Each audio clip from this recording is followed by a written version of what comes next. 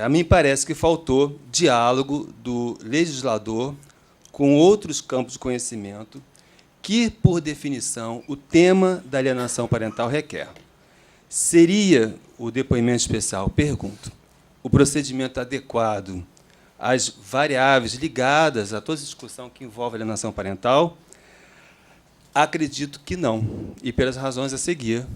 E, nesse sentido, eu sigo um pouco a esteira do que a Sandra apresentou de início, de que é contraindicado, quando se encontram indícios de alienação parental, que essa criança vá para depoimento. Então, minha fala vai ficar bem centrada nessa discussão. Então, o primeiro ponto...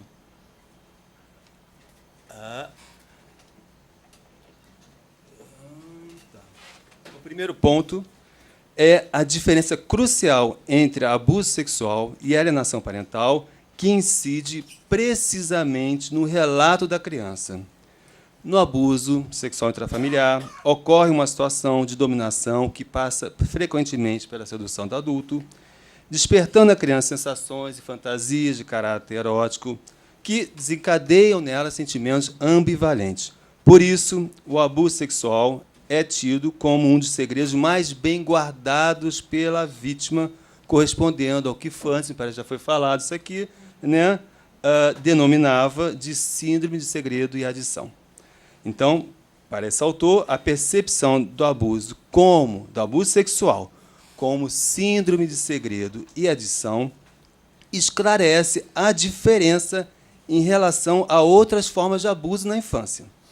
No abuso sexual, a criança deseja que essa situação seja interrompida, mas não deseja, a priori, evidentemente, caso a caso, se afastar do autor ou que este seja responsabilizado. Então, é por isso que Fancy dizia que as perguntas dirigidas à criança devem ir de encontro com o segredo.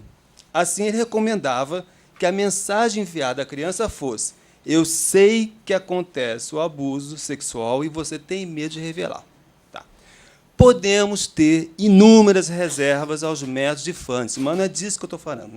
Na verdade, minha intenção, ao trazê-lo para a discussão, é demonstrar que o crédito, a credibilidade que, numa situação de abuso, se confere à criança em seu relato para expor seu segredo. Agora, por sua vez, na alienação parental, não há segredo a ser revelado. Tampouco o relato da criança, vista como alienada, é investido de credibilidade. Entende isso? A ponto dela própria ser desqualificada no papel de vítima e testemunha. Então, o que se pode esperar do depoimento de uma criança cujo relato já de saída cairá em descrédito? Pois tudo que for dito ou lembrado será interpretado como resultado de uma suposta manipulação.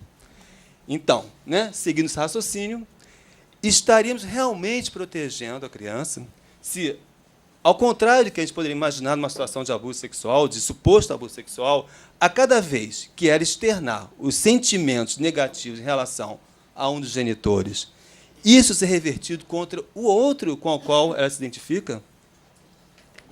Bom, então, na alienação parental, a presunção de má-fé, para complicar o quadro, não atinge só a criança, mas, sobretudo, a pessoa que é acusada de alienar.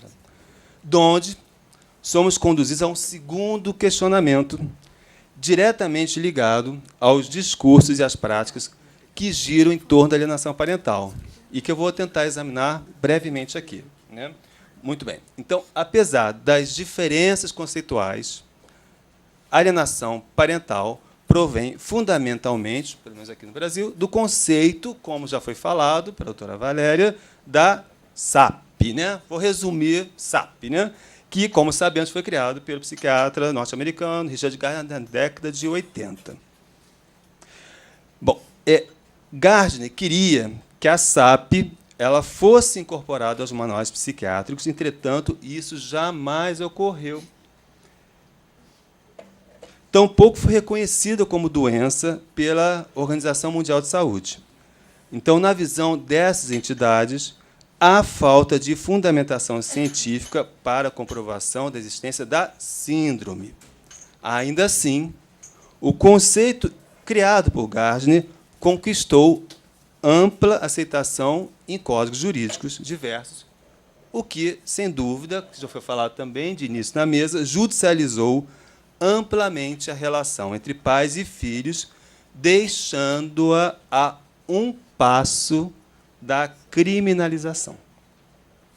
Gardner supunha uma relação entre os sintomas da criança e as disputas de guarda, chegando a atribuir maior eficácia às decisões judiciais do que às ações de um terapeuta.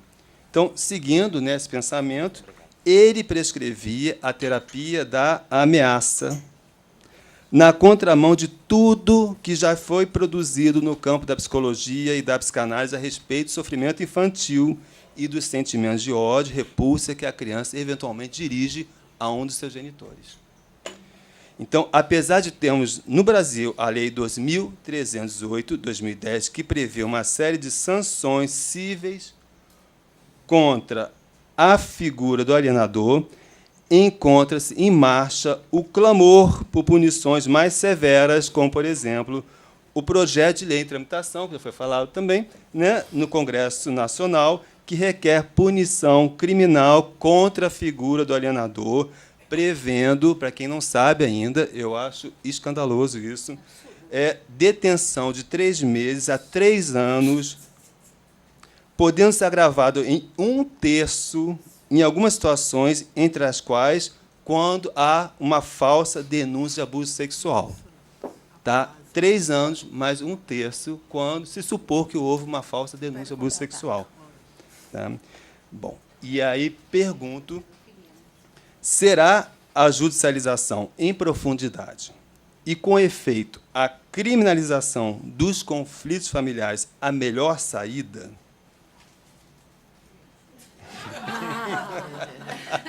Adorei. Acredito, bom, já tem a resposta, né? Em que pese, acredito que não, em que pese a intenção do legislador, né, sua boa vontade de preservar a saúde mental da criança, do adolescente e valorizar a dimensão do afeto nas relações familiares. E, portanto, é importante reconhecer as condições sócio-históricas que fizeram, a gente precisa compreender isso, que fizeram a SAP ser incorporada nos códigos jurídicos, na forma de alienação parental, apesar de ter sido reconhecida como doença. Né? Então, para tanto, convém destacar, então, o seguinte, que a questão do abuso sexual ela se inscreveu na cena pública nos anos 70 e 80, especialmente nos Estados Unidos, em decorrência da intensificação de movimentos feministas e a consequente desconstrução da família nuclear centrada no patriarcado decadente. Né? Então, nesse contexto, anos 70 e 80, cenário Estados Unidos. A figura do homem transformou-se momentaneamente, ou nesse período, num objeto de suspeita e desconfiança pelas mulheres, passando a ser representado como predador em potencial de seus filhos. As crianças começaram a ser identificadas como vítimas reais ou virtuais de manipulações sexuais supostamente cometidas por seus pais, dando origem a uma série de denúncias nos países do Ocidente. Bom, quem tem mais ou menos a minha faixa etária, jovem, assim, vai lembrar um pouco disso, né? No momento que houve esse boom, né? A gente tem uma certa lembrança de que foi mais ou menos cenários anos 80, não vou falar 70 não, 80, né? E com ênfase nos Estados Unidos, onde se registrou com maior intensidade uma epidemia de abuso sexual infantil. Bom, portanto, em resposta a esse movimento, intensifica-se a suspeita de que essa explosão de situações de abuso sexual poderia ser decorrente de denúncias falsas, na esteira da qual surgem os argumentos de quem? Gardner, associando uma nova síndrome a processo de divórcio. Então, o Gardner também fazia crer que havia uma epidemia de denúncias falsas de abuso sexual nos processos de divórcio, apesar de que depois, outros estudos provaram justamente o contrário do que ele estava argumentando. Todavia, os alardes do psiquiatra serviram para tornar patológico o exercício de direitos legais por parte da mulher que defende seus filhos, de tal modo que contribuiu para a desvalorização da palavra da criança na síndrome de alienação parental e a invisibilidade da violência contra mulheres e crianças. Então, há, no plano sociopolítico, nesse contexto mais geral, não estou falando retratando do caso em particular, mas, nesse contexto, um campo de batalha entre gêneros que ganha expressão nos discursos e práticas que giram em torno da alienação parental. Nada disso teria entrado em jogo se os homens também, nesse momento, não se insurgissem contra os tradicionais papéis, né, de pais de finais de semana, que existiam, né, se falava muito nisso antigamente, né, dos provedores fiscais das mães mulheres, e passassem, então, a requisitar, né, a participação de assuntos de interesse da criança. Então, se a gente for pegar um pouco essa ideia, essa discussão, a alienação parental tornou-se um vetor capaz de mobilizar práticas jurídicas que permitem, de um lado, a entrada do homem nesse universo outrora exclusivo às mulheres. Tanto é que se fala muito que a guarda compartilhada é a solução para a alienação parental, né, para entender o contexto de surgimento, né, e dos discursos que giram em torno dessas leis. O problema é que não se limita somente a ajustar as atribuições dos papéis sociosentimentais entre pais e mães. O problema é que a alienação parental também termina servindo como instrumento de discriminação entre gêneros, desequilibrando as relações, muitas vezes, tá? Eu falo de um panorama geral, novamente, tá? Quero que vocês entendam bem isso, em favor do homem, na mesma proporção em que a mãe passa a ser vista como alienadora, e muitas vezes caindo, portanto, em descrédito, até mesmo quando ela pretende proteger os seus filhos, né? Então, Gardner ele não distinguia as situações que envolvem comentários depreciativos contra o pai daquelas que a criança percebe que a mãe é vítima de maus tratos, abuso econômico, humilhação, ameaça. E mesmo quando a criança não presencia e nem ninguém lhe conte os fatos, possivelmente a criança também tem a intuição do abuso de poder praticado pelo pai contra a mãe na vida em comum. Então, perante a decisão da mãe de divorciar-se, pode acontecer da criança se aliar a ela e apoiá-la, né? Então, nesse sentido, também eu pego um pouco a Sotomayor, que fala dessa recusa multifatorial. E sabemos também que uma separação ela instaura uma crise na família, na qual a criança acaba servindo de suporte emocional de seus pais, de onde pode ocorrer uma prejudicial inversão geracional entre pais e filhos, que podemos chamar de parentalização, que, entretanto, dificilmente será resolvida por força da lei e ameaças de punição. E, para complicar um pouco mais o quadro, a judicialização das relações familiares ela embaraça, dificulta a elaboração psíquica de conflitos familiares que podem estar articulados a conflitos edipianos. Desculpem, eu sou psicanalista, então eu tenho que falar disso, né? Que Freud destacou como etapa fundamental do desenvolvimento infantil.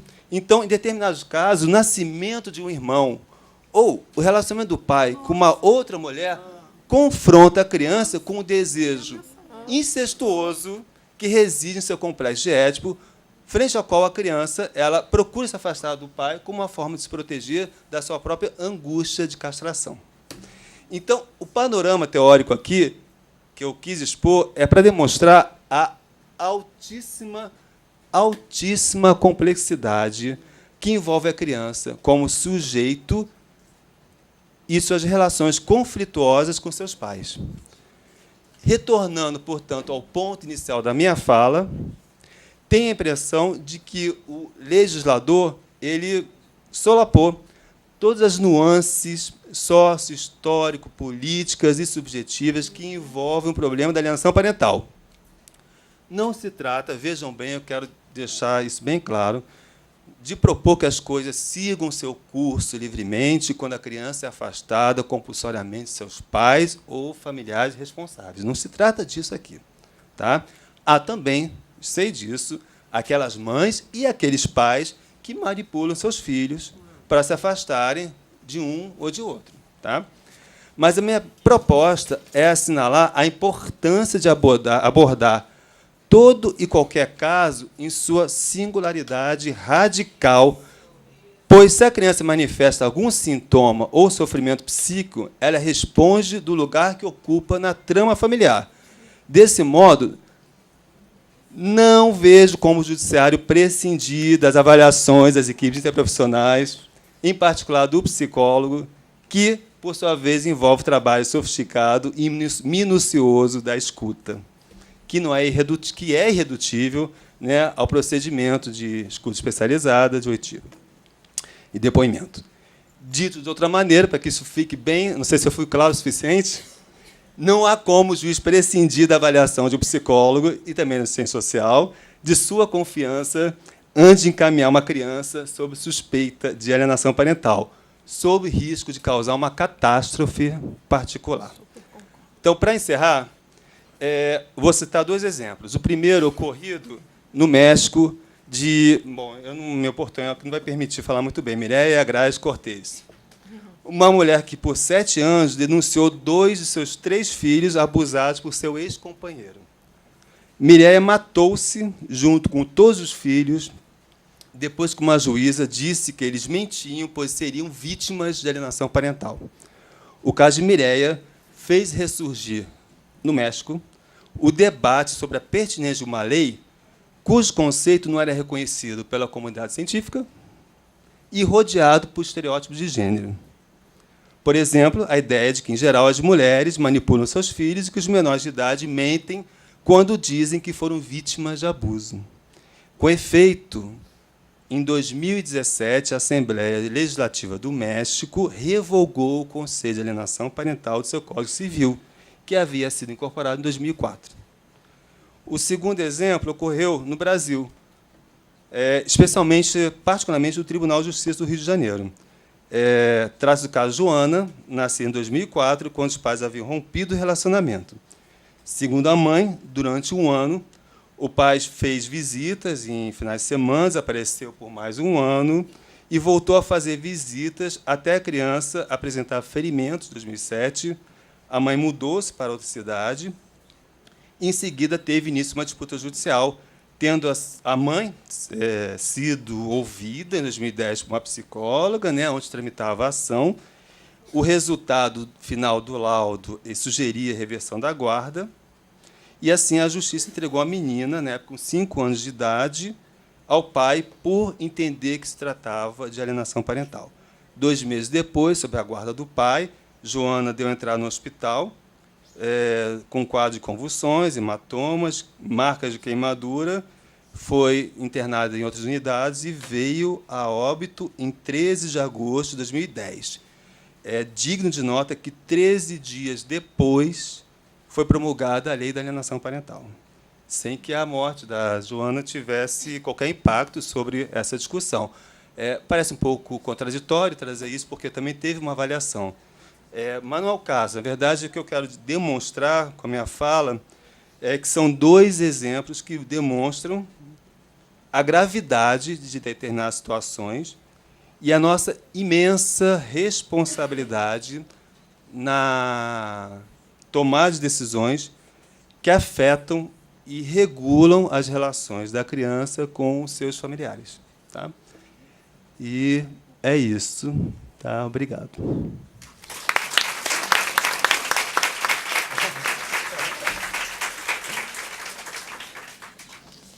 Bem, dando continuidade à nossa última palestrante, a doutora Maria Luísa Valente, perita social nas áreas de família do Tribunal de Justiça do Rio de Janeiro, professora agregada do Departamento de Serviço Social da PUC, presta assessoria e supervisão técnica a assistentes sociais e equipes de serviço social e integra o Fórum Permanente de Direito da Família da EMERGE.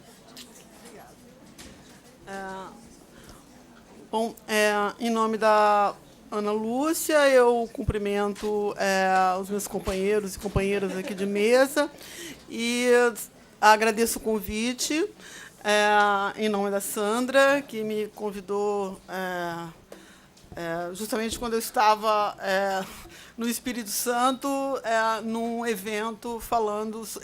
abril é o mês de conscientização e alienação parental, e eu viajei bastante para falar sobre esse assunto. Eu estava no Espírito Santo.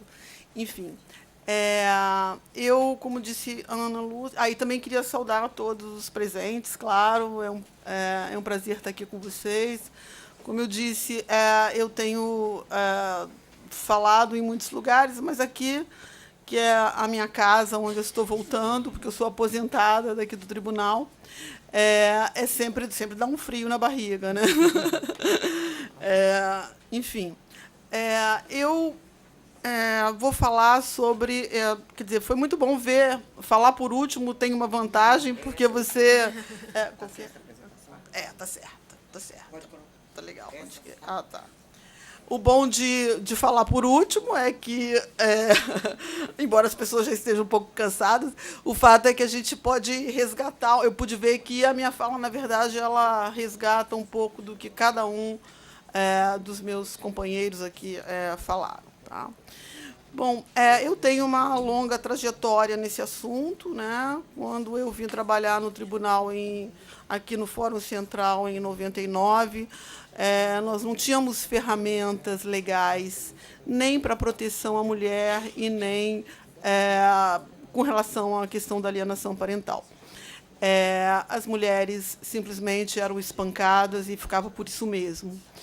E também, quer dizer, era enorme, né?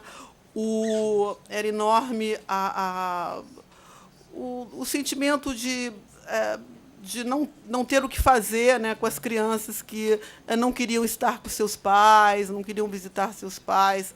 Era enorme também o sentimento de não saber o que fazer. Então, e daí a gente pode entender por que um conceito como alienação parental ele cai como uma luva naquele momento e por que ele é tão acolhido, né?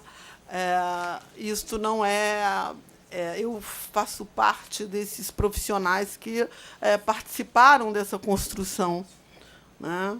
E às vezes eu acho que algumas críticas, não as que estão aqui na mesa, mas eu ouvi algumas críticas já um pouco pedantes, tipo assim, não, mas as produções sobre alienação parental não foram publicadas em revistas Qualizar. Poxa, a maioria das pessoas que estão aqui nem sabe o que é uma revista Qualizar, e isso não torna ninguém menos ou mais capaz. Eu, por exemplo, nunca publiquei em Qualizar. Viu? Eu publico aonde me convidam. Eu não tenho mais idade para ficar mandando artigo para a revista, para depois ainda até recusarem. Então, vamos lá. Então, eu vou falar um pouco, quer dizer, dessa minha trajetória, né? Quer dizer, o que mudou na minha percepção, o que amadureceu, né? A respeito dessa questão da alienação parental. Bom, falar sobre alienação parental, para mim, né, para mim, como assistente social, é desvelar como nasce essa ideia de alienação parental, né, exercendo poder sobre um grande número de pessoas e resultando não apenas em uma lei, mas envolvendo um amplo espectro de profissionais e seus saberes, produzindo normas e até mesmo testes para identificar a alienação parental. Eu não sei se vocês sabem que tem testes, né, testes online para identificar. Eu até fiz esse teste, viu? Bom, como assistente social no judiciário, que foi aqui que eu aprendi tudo, né? No final dos anos 90, assistimos essa ideia chegar ao Brasil, vinda dos Estados Unidos, e aí eu pego uma carona um pouco na fala do Eduardo e da doutora Valéria, né? Desse país estranho, né, cuja cultura individualista tende a separar os fracassos individuais da questão social. Então, a alienação parental ela foi apresentada para nós, né, como sem origem de classe, né, igualmente comum a todas as classes sociais, afastando qualquer associação com a necessidade de investimentos públicos, eu não escrevi aí, em programas sociais. Ou seja, isso quer dizer que a alienação parental é como se fosse uma perversão individual. Tá? E o fato de ser vista como uma perversão individual coloca uma questão que é uma expressão da questão social, das desigualdades, enfim, das desigualdades de gênero, como algo que está nos indivíduos, nos sujeitos. Né? As classificações, né, quer dizer, essa linha, né, de classificatória, né, avalia sempre quem está em apuros ou criando problema, apresentando tipos carregados de valor e protocolos do que se deve ou não se deve fazer. Ou seja, a figura do alienado, do alienador, da criança alienada, cria esses tipos, não só a alienação, né, a construção social é a construção não só da alienação, mas também dos tipos que estão envolvidos nesses processos de alienação parental. Né? Quer dizer, do que seria a boa prática, né, pós-divórcio. A gente sabe, né, como já foi dito aqui, que uma separação, independente dela ser litigiosa ou não, a separação de um casal ela é um momento muito crítico na vida das pessoas. Né? Ninguém separa feliz, por mais que, mesmo a pessoa que toma a iniciativa da separação, isso não quer dizer que ela está feliz e que ela está... É muito doído, é muito difícil. Quem não se separou já assistiu à separação de algum parente, de alguém da família. Né? Então, a campanha associada à alienação parental, né, aqui no Brasil, ela enfatiza fortemente o sofrimento das crianças. Então, ela tem uma carga moral muito grande. Né? Afinal, a ideia de fazer mal a uma criança, de afastá-la de um ente querido, aproveitando-se de sua dependência, ela é poderosamente moral. As regras da boa parentalidade, as regras da boa parentalidade passam a exigir de homens e mulheres um protocolo pós-divórcio, nem sempre fácil, desculpa aí o erro, nem sempre fácil de ser seguido, notadamente no curso do desgaste que costuma acompanhar os rompimentos conjugais. Alienação parental, neste contexto, não é uma mera invenção de ativistas ou profissionais conservadores, mas uma ideia moldada para responder a questões do nosso tempo. Cada um de nós conhece uma ou mais pessoas cujas histórias de vida são marcadas por rompimentos com pais e irmãos no curso de um processo de separação. As pessoas, ao se reconhecerem como envolvidas em processos de alienação parental, elas passam a se sentir parte de uma categoria diagnóstica. Elas se identificam com as situações descritas na literatura. As pessoas dizem isso, né? Bom, eu não sou uma pessoa que estou inventando moda, não sou um perturbado. Eu faço parte de um... Né? Eu sou vítima de uma situação que é descrita na literatura. Né? Então, a partir daí, essas pessoas passam a buscar pares, constituir grupos e buscar opinião de especialistas. A ficção espelha o mal-estar, produzindo romances, depoimentos e filmes que tratam das dificuldades dos pais e suas crianças após processos de ruptura. O filme Manto Aquífero, do mexicano Michael Rauer, de 2003, que eu assisti num desses festivais, né? Ele retrata essa situação de um jeito muito poético e muito bonito, embora não fale. alienação parental. E o romance Pelos Olhos de Maisie, do Henry James, que se tornou um filme, mostra que essa é uma questão presente e que preocupa as pessoas na contemporaneidade.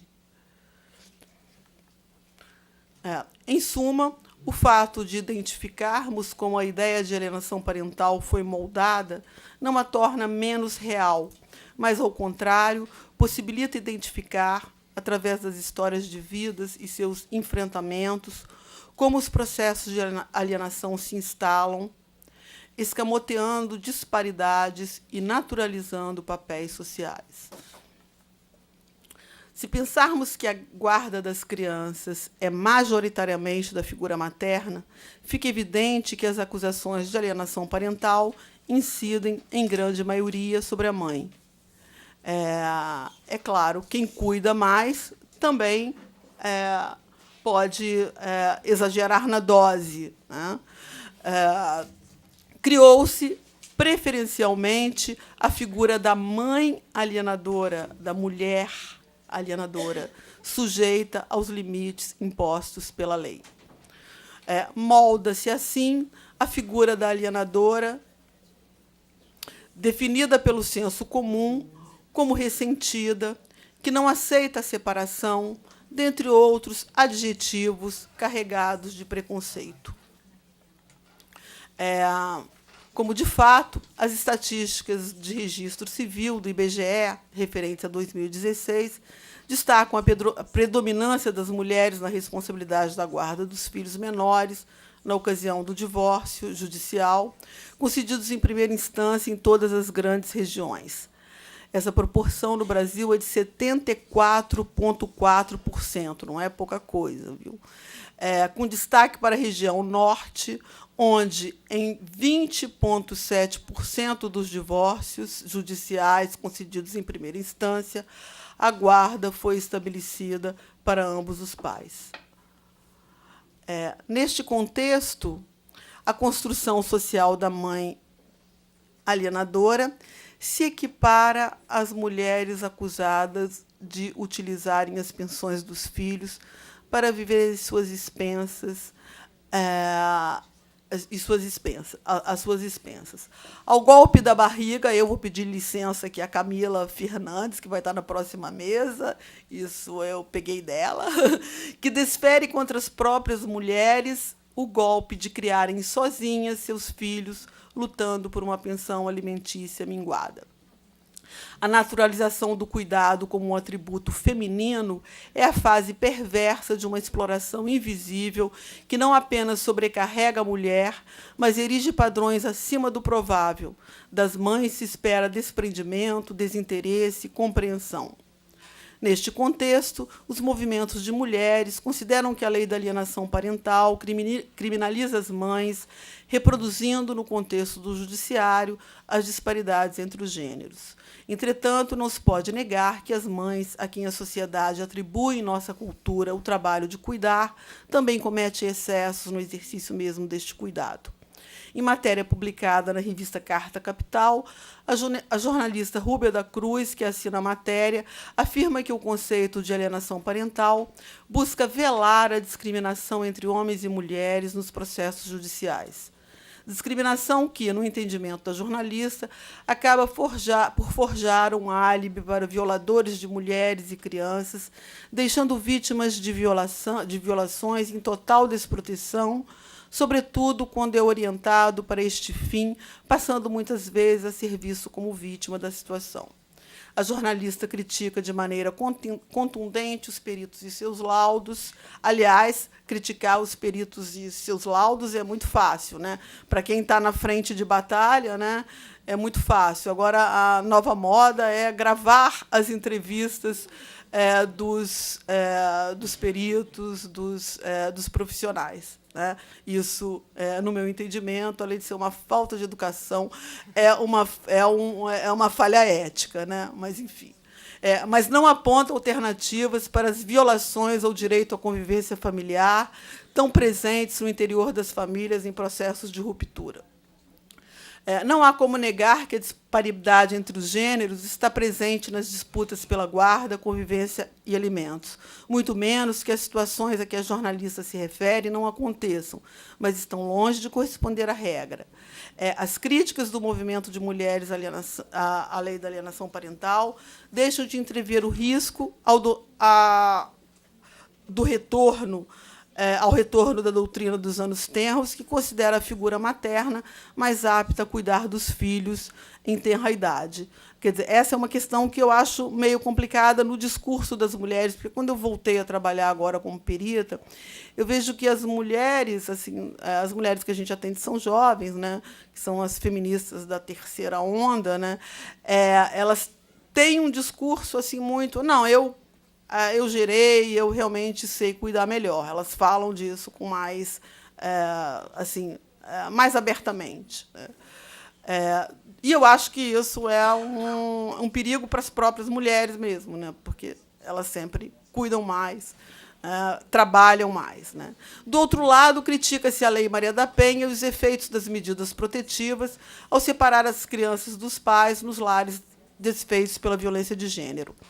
Alegações de abuso sexual são rebatidas, consideradas manobras para afastar, alienar a criança do não guardião, gerando um círculo vicioso que raramente vai encontrar uma resposta pacificadora no clima adversarial que se instaura nos litígios. Creio que uma acusação de abuso sempre deve ser vista com gravidade, não só pela violação à criança, mas pela situação que engendra. A acusação de abuso expõe principalmente a criança. Uma acusação de abuso tem uma história e a pessoa que acusa, em algum momento, se convenceu da sua ocorrência. A pessoa não acorda de manhã com vontade de acusar ninguém de abuso sexual. Isso é algo que é construído. Eu já estou no último... seja por profissionais pouco experientes ou por informações imprecisas. Neste contexto, os profissionais devem se abster de emitir juízo de valor sobre alienadoras e abusadores, e aqui eu acho que eu fecho aqui com a mesa, né, aqui. Ao contrário, eles devem colaborar para que os estigmas associados a essas acusações, não se tornem um obstáculo à proteção das crianças e famílias em situação de vulnerabilidade. Valeu, desculpa. Estou batendo palma para mim, né? Agradecendo aqui aos nossos palestrantes, nós vamos fazer um breve intervalo de 10 minutos, só para organizar a mesa, vamos tirar foto.